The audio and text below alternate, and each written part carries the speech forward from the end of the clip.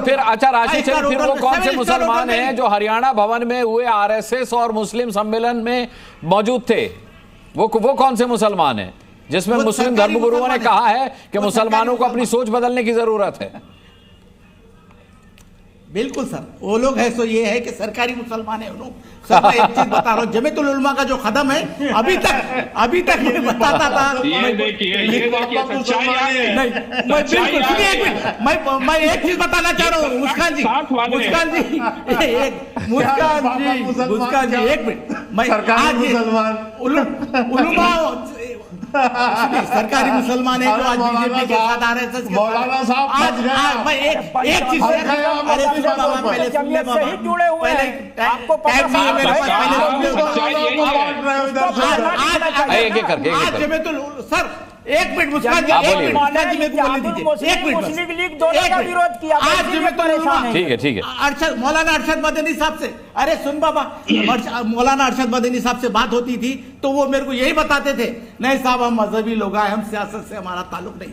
आज अगर कदम उठा के अगर वो लोग कांग्रेस से बात कर रहे और सभा से बात कर रहे तो मैं चाहूंगा कि एएमएम साहब भी बात करो, असद साहब को बुला के बात करो। अगर एक अगर मौका है होने का तो हो जाना चाहिए। और ये हमारे अच्छी बात बताएगी, अगर लड़ना है तो पॉलिटिकल पार्टी बन के लड़ो।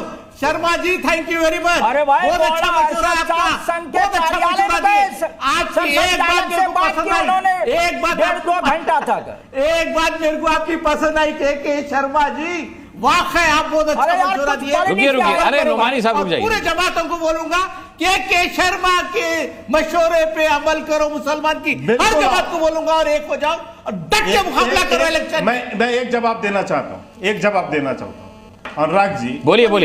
अनुराग जी, भारत एक लोकतांत्रिक देश है और यहाँ पर संविधान से ये देश चलता है। लोकतंत्र में चुनाव की व्यवस्था है, हर कोई चुनाव लड़ने के लिए स्वतंत्र है, आप पार्टी बनाने के लिए स्वतंत्र है। मैं तो आपसे कह रहा हूँ, क्यों किसी, बिल्कुल ठीक कहा अम्बेडकर जी ने, क्यों लिफाफे पे फतवा जारी कर रहे हो? आओ ना सामने, ये तो आप पर आरोप लगते हैं जनाब। आएंगे एक मिनट अनुराग जी, कितना मजेदार विषय है कि यहाँ पर मौलाना बैठ के किसी को सरकारी मुसलमान बता रहे हैं, किसी को तनखैया मुसलमान लोग बताते हैं। अरे जो भी है तो आपके ही भाई बंद है, तो आपके ही भाई बंद, वो भाई बंद। और एक मिनट, अरे बात तो पूरी करने दो नुमानी साहब। शरीफ है वो, शरीफ है, राशिद शरीफ। हाँ शरीफ साहब मैं कह रहा हूँ, वही बांट रहे हैं ना मुसलमानों को। ये क्यों हुआ? मुसलमान कोई लिफाफा वाला मुसलमान मौलाना हो गया, कोई सरकारी मौलाना हो गया, कोई तनखैया मौलाना हो गया, कोई चाटुकार मौलाना हो गया, कोई फतवा वाला मौलाना हो गया। ये क्यों बांटा आपने? ये आपको सोचना है नुमानी साहब, जो आप बड़े धर्मगुरु, हम तो जानते हैं आपको सोचना है किस तरह आपके लोगों को संज्ञा दी जा रही है। ये लोग झूठ बोलते हैं। आपको सोचना है कि मुसलमान, नया नाम दे रहे हैं, बेईमान मुसलमान। नुमानी साहब नया नाम दे रहे हैं, बेईमान मुसलमान है ये, बेईमान मुसलमान,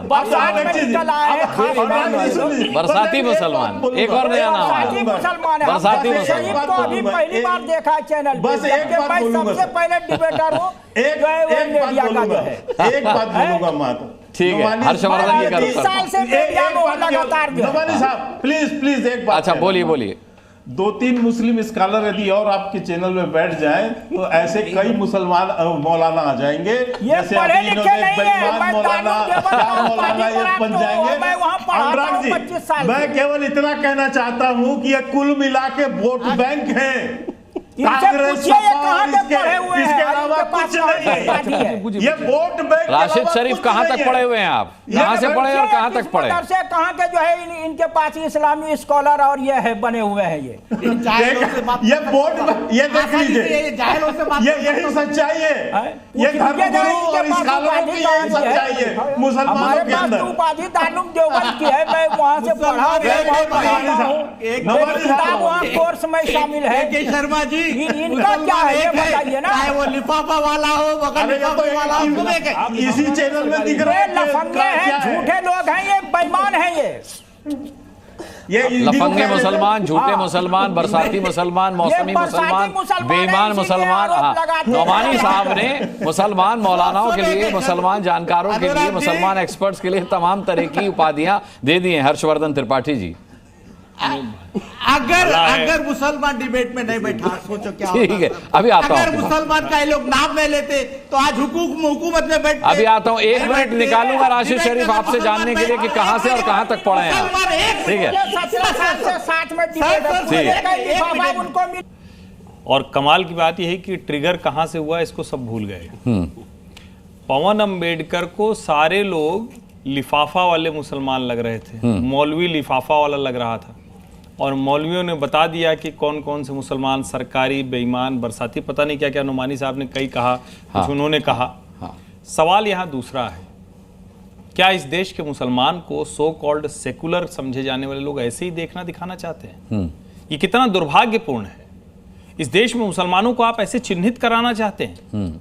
और संघ अगर मुसलमानों के साथ संवाद करता है तो सरकारी मुसलमान हो गया। अगर भारतीय जनता पार्टी में कोई मुसलमान है तो आप उसको सरकारी मुसलमान कह दिए। और आप 5 स्टार होटल में बैठकर फिलिस्तीन का राग अलापे, तो ये कहां की समझ हो गई? ये कौन सा मुसलमान हुआ? आपको भारत की बात नहीं समझ में आ रही। और ये शर्मसार व्यवहार करते हुए आप हर मुसलमान की क्रेडिबिलिटी पर प्रश्न चिन्ह लगा रहे हैं। ये सामान्य काम नहीं हुआ आज आपकी बहस में। आज ये सीधे सीधे वो मूल समस्या समझ में आ गई। और देखिए यहां भी एक चीज समझ में आती है, अभी किसी ने कहा, शायद पवन अंबेडकर ने कहा, वक्फ वाला।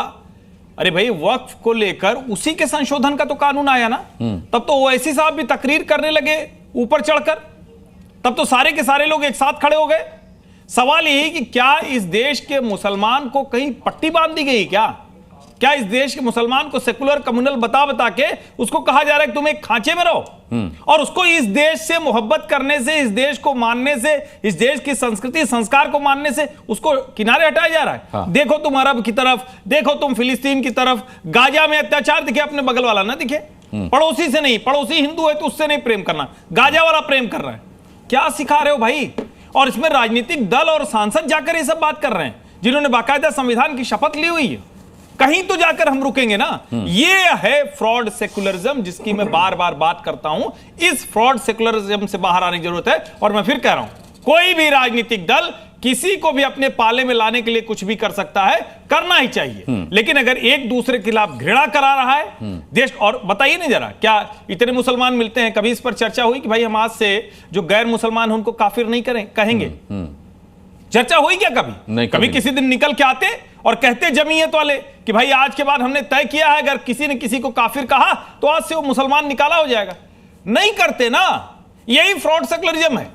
आप इस देश की बहुसंख्यक आबादी को गलत तरीके से चित्रित करते हैं। और इतना ही नहीं करते, अपने भीतर के मुसलमानों को भी आप जाने किन किन नामों से। और पवन अंबेडकर, पता नहीं, मतलब इनको थोड़ा बचना चाहिए। ठीक है, आप AIMIM में है तो कुछ भी बोले, लेकिन ऐसे आप मुसलमानों को चिन्हित करेंगे तो मुसलमानों की पार्टी होते हुए भी मुसलमान आप पर भरोसा करेंगे, मुझे संदेह है। ठीक है, खैर, पवन राव अंबेडकर का क्या कहना, जब नोमानी साहब ने 10 तरीके के संबोधन दे दिए मुसलमानों को।